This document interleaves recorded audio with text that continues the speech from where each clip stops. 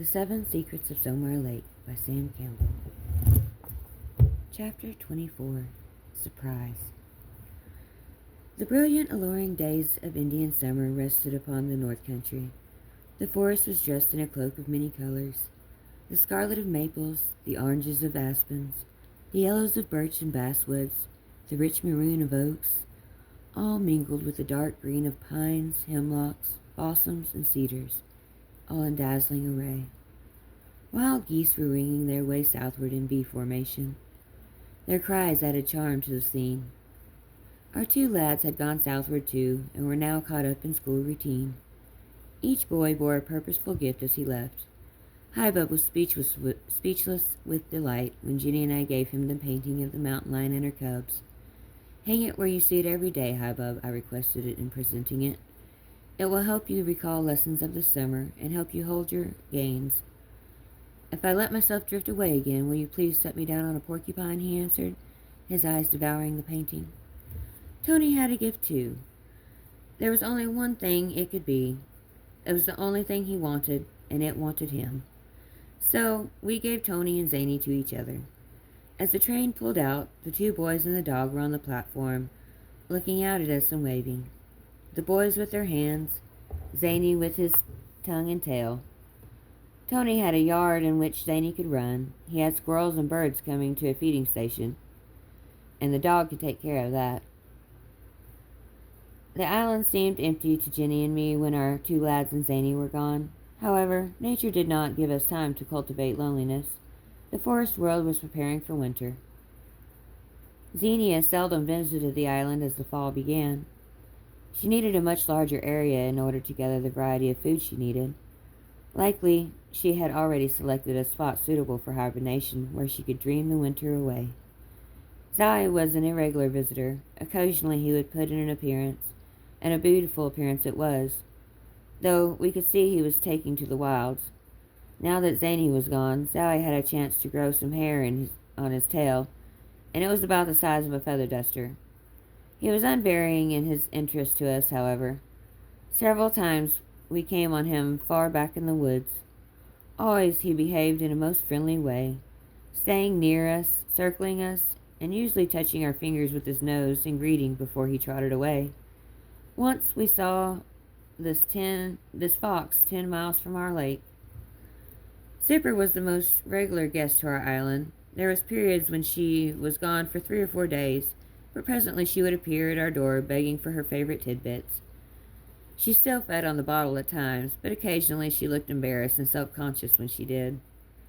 She knew she had outgrown such infantile things, but she still liked the ideal.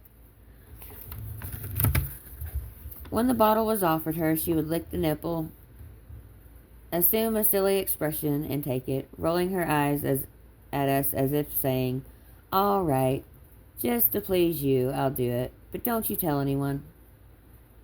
Somewhere Lake continued to be the center of interest. Our camera was in constant use there, and I took off the lens cap and left it off. How those 7 secrets crept into our affection, how important they became to us, and how gripping their wise ways of living. We just presumed that there were still 7, though we never saw them all at one time. The fact is that at least we had gained permission to look into the inner workings of the beaver colony was the important thing.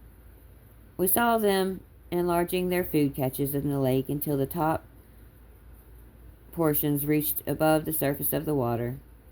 They strengthened their dam, allowing a low point at one side to remain, and there a small waterfall developed, its voice adding soft music to the forest. Their houses were large now, their walls thick and strong, well prepared for the winter. Constantly I was haunted by the knowledge that Bill, the trapper, knew of the colony. Towards the end of the winter, when beaver fur was heavy and beautiful, would come trapping season. Was he planning to harvest off these creatures?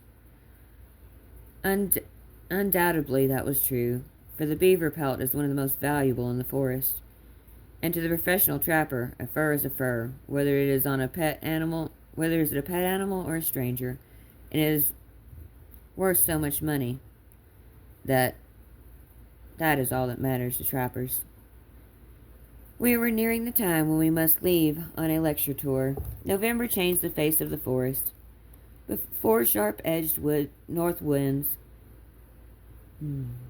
deciduous leaves lost their brilliance, were shaken from the trees and drifted to the ground. Our beavers worked more industriously than ever. The canal was now 200 feet long, and we saw them using it to float materials down to the lake. The whole operation at Somewhere Lake was inspiring to see. It was so complete, so well planned. The community operated as a perfect democracy. Each worker did his share, did it well, without grumbling or imposing on the rights of his fellows. There were no boss, no director, but all were inspired to labor for the common good. Also, we noted evidence that they were happy creatures. We saw them engage in brief tussles together to form a form of play that evidenced good humor. Although beavers are known to fight one another on occasion, we saw none of it at Somewhere Lake. They were fine, intelligent, admirable forest citizens, and they deserved to live. I must do something about it, I said to Jenny one day. It is certain that Bill is planning to trap them. He may not even wait for the trapping season. He knows all the tricks of the cruel trade, and I doubt if one will escape him. What can we do? She asked. I'm going straight to Bill and talk to him about it, I finally said to Jenny. But he has a right to trap them as long as he does it in season, she said, distressed. He makes his living trapping animals. Do you think he would listen to an appeal? That is the point, I replied. It is his living, and I am going to offer him the top price for those furs if he just lets them alone. It is the money that he wants. But do you suppose you could trust him to let them alone even if you paid him? I'm not sure, but it is the only thing I know to do. We planned to go to Bill's cabin on the first rainy day when we could not work on photography. The trip was not necessary. Bill came to see us. I saw him out on the lake trolling, slowly working his way toward our island. He landed and greeted us cordially. Zipper was home that day, and Bill was right happy to see her. She's fine, he declared. Guess the boys took good care of her. Yes, Bill, they did. Fine boys. Yes. Our conversation was apart from our thoughts, however. Both Jenny and I were trying to think out the best way to approach Bill on the beaver problem. Should we appeal to friendship? Should we try to find that level of decency which must be in every man and strive to awaken him to a higher mode of living? Had he enough admiration for Tony and Highbub that their love of the beavers might influence him? Well, Bill said, drawing in a big breath. I just dropped in to tell you goodbye. Nice of you, Bill, said Jenny. We are not going for a few days. No, but I am. You are going away, Jenny said. Jenny and I exchanged glances. Yes, I guess you didn't know that I re-enlisted in the Army. I just got my call. Bill, I didn't know you wanted more military service, I said, trying to figure out what all this meant. Well, when I came out, I thought I was through, but I found I was always kind of wishing for it again. After all, it is a carefree life, and I'll see lots of places that I couldn't see any other way. When do you go? I asked, mean enough to hope it would be soon. Tomorrow, answered Bill. That is why I had to see you today. One idea after another was flashing through my mind. Bill was going, and this was good, for he wanted to go. But did this take the threat away from our beavers? His father and brother would still be left behind, and did they know of the secret colony of Somewhere Lake? But Bill was talking. Before I go, there is a secret I want to tell you. A secret? I love secrets, I said. Yes, and do I have your promise not to tell anyone? You do, Bill, providing that you tell me what you tell me is legal, and my keeping the secret doesn't harm anyone. You're cautious, Sam, laughed Bill. No, this won't harm anyone, and it's legal, and I know you'll want to do it. All right, I promise. I know a place, not far away, where there is a lake full of beavers. You do, Bill? I exclaimed, acting pretty well, I thought. Yes, and the funny thing is, they're not afraid. I see them in daylight and I get right up to them. I can hardly believe it, Bill. Do you want to tell me where it is? Yes, have you got a section map? He asked. While I obtained a map, he kept talking. I found them while I was running a line, one of the best colonies I ever saw. I went there half a dozen times. Oh man, how they are cutting and building. I made up my mind I wouldn't tell a soul, he said confidentially. There are a lot of fellows that would like to find a bunch of beavers like that.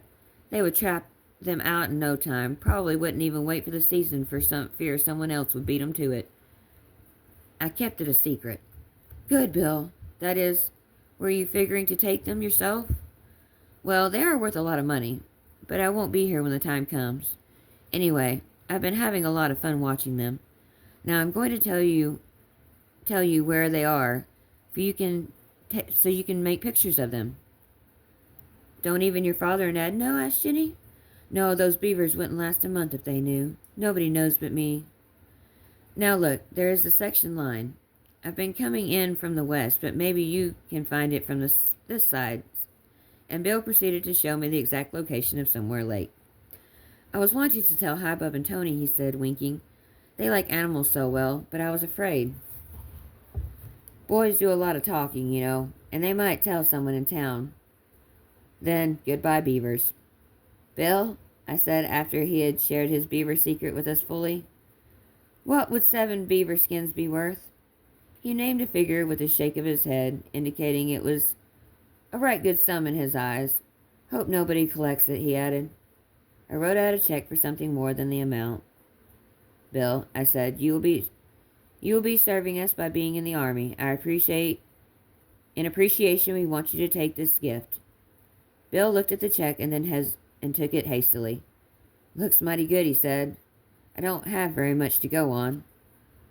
When Bill left, his last words called back from the boat were, be sure and keep our secret.